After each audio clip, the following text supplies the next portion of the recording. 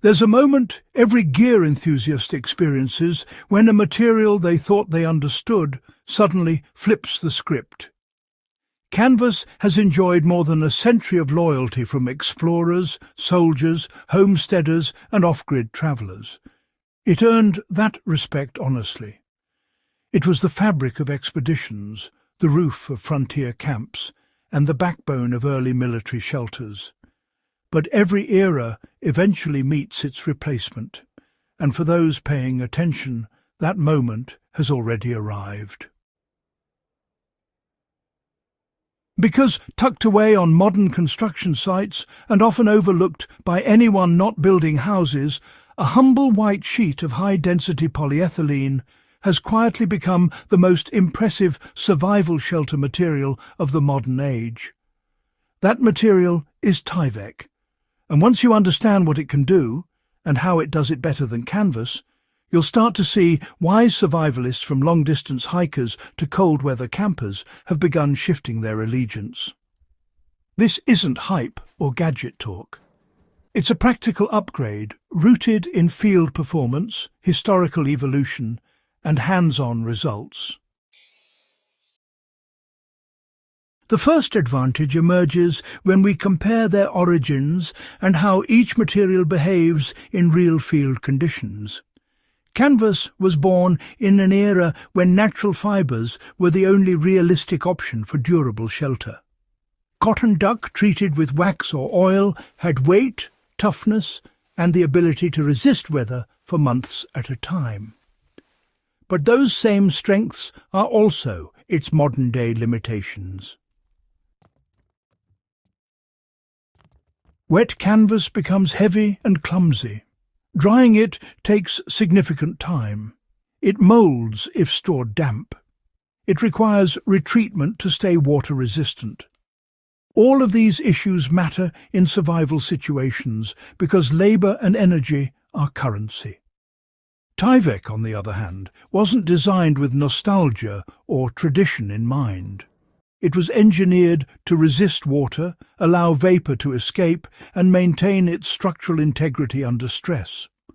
The result is a material that outperforms canvas in mobility, moisture management and maintenance with almost no effort from the user. A simple example makes this clear. If you've hiked with a canvas tarp after rainfall, you know the way it drags you backward. Some tarps nearly double in weight when saturated. Tyvek doesn't absorb water. Even after a downpour, you can shake it once or twice, pack it, and keep moving. That single difference alone changes the entire rhythm of a survival scenario. The next advantage becomes obvious when we look closely at moisture control and internal condensation. One of canvas's hidden weaknesses is the way it traps humidity underneath the shelter. Even when waterproofed correctly, canvas breathes inconsistently. Moisture from your breath, your gear, and the ground will condense on the interior surface, especially in cool weather.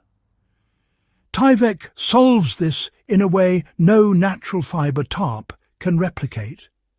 Its vapour-permeable structure allows interior moisture to pass through while blocking rain from entering. That means the underside of the shelter remains far drier than what you'll experience under canvas or plastic.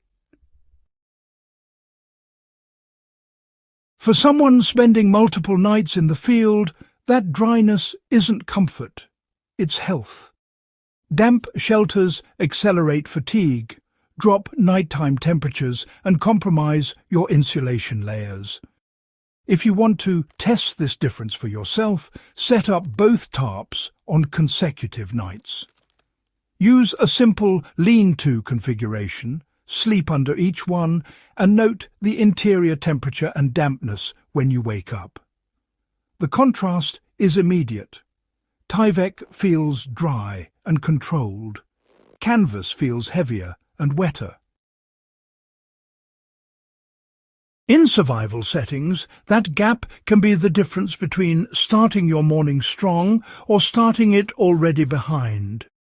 Durability, often considered canvas's strongest point, becomes much more interesting when we examine repairability. Canvas is undeniably tough, but when it tears or punctures, repairs require proper stitching or patching. Without a needle, canvas thread, and the time to sit and sew, the damage weakens the entire sheet. Tyvek behaves differently. It resists tearing extremely well, but even when a hole appears, the repair is almost effortless. A strip of Tyvek tape bonds instantly, creating a watertight seal. Even standard duct tape adheres far better to Tyvek than it ever would to dirty or damp canvas. A puncture can be fixed in seconds, even in wind or rain. This makes Tyvek uniquely suited to real-world survival, where problems rarely wait for good weather. A practical field scenario demonstrates this perfectly. If your shelter takes a branch puncture during a storm, crawling out with a canvas sheet that needs stitching is miserable and sometimes dangerous. With Tyvek, you reach into your kit, slap a patch on the spot, and the shelter is secured before the next gust hits. Noise and rigidity become irrelevant once you learn how to condition Tyvek properly. Fresh Tyvek has a reputation for being loud and crisp. But this crinkle phase lasts only as long as you let it. Conditioning Tyvek is simple. You crumple it, knead it, roll it, step on it, fold it, and repeat the process a few times. After 10 to 15 minutes, the material softens dramatically. It becomes flexible, quieter, easier to pack, and more tarp-like in handling. Many people who dismiss Tyvek have never used a conditioned sheet. Once conditioned, it feels entirely different and loses the cheap texture that beginners misunderstand. Some survivalists take the conditioning a step further by painting Tyvek with acrylic or latex paint. This not only darkens the material for concealment, but also softens the surface and reduces shine. Canvas requires waxing, oiling, or waterproofing to achieve similar performance improvements, and those treatments add weight. The most important advantage is Tyvek's adaptability for multipurpose survival use. Canvas must remain a tarp. Cutting it ruins its strength. Modifying it compromises the weave. But Tyvek thrives when repurposed.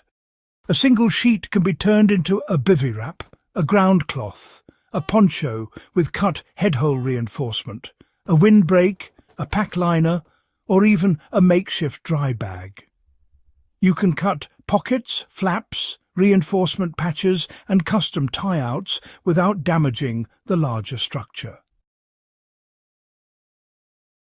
This is why ultralight hikers and bushcrafters have quietly adopted it behind the scenes. One material replaces 5 or 6. One tarp becomes an adaptable survival system. This is the moment where Tyvek stops being a novelty and becomes a legitimate upgrade. Survival materials evolve just as weapons, tools and clothing evolved across history. Canvas had its era and it earned its place. But Tyvek is the material that best serves the needs of modern survival work.